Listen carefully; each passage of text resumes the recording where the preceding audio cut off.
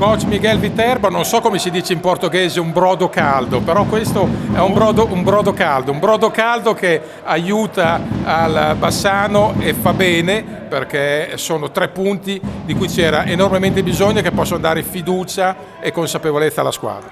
Sì, quello era più importante oggi, 3 punti, però secondo me la vittoria è completamente giusta. Abbiamo sbagliato tanti gol e purtroppo quello anche ha preso un po' di ansia alla squadra, perché 3-1 con 10 minuti, con 8 falli è sempre un rischio. Senti, però 2 partite, 6 punti, sono vittorie che possono dare un po' di spinta, di entusiasmo. Forse la squadra può sbloccarsi un po' dalla tensione e a Vercelli vedere una crescita ulteriore. Sì, è quello che i ragazzi devono credere, perché loro sappiano fare, anche in allenamento fanno tanto bene, e adesso con queste vittorie spero che si credano anche di più in loro, in cosa fanno, per andare lì a Vercelli, sapendo che non è una pista facile. Però andiamo lì per vincere, ovvio. Senti, che idea ti sei fatto tu su questo aspetto? Questa squadra l'abbiamo vista in precampionato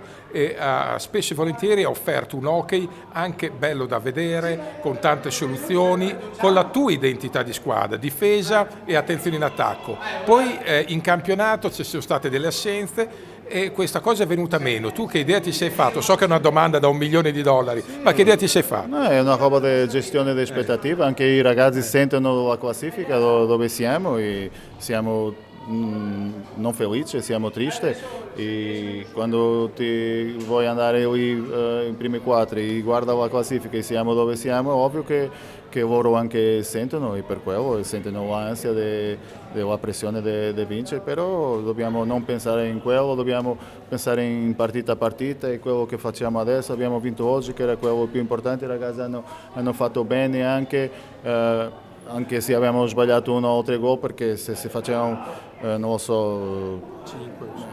anche non 50, però dico 30% delle opportunità che abbiamo avuto, sicuramente la partita era più tranquilla. Però è stato così, anche così serve per loro anche guadagnare questa mentalità, perché anche quando si soffre si porta qualcosa a casa nostra. Al volo, l'ultima cosa. Può rappresentare un problema la percentuale bassa sui tiri diretti. Ora siamo 2 su 11, non è granché. Sì, sai che la settimana scorsa ho visto una partita del campionato portoghese, e aveva una squadra che è dei primi 3 che aveva 2 in 17. Allora io faccio la domanda: sarà così tanto brutto la nostra? È così, oggi la squadra, anche i portieri guardano tanto cosa fanno, ti studiano tanto, la percentuale normalmente è 35%, non siamo lì, però quello secondo me non è un problema, non è quello, è più durante la partita, non la fluidità, oggi abbiamo avuto fluidità, però manca la finalizzazione. quella tranquillità che dobbiamo avere, e sicuramente che le vittorie portano quello, sì.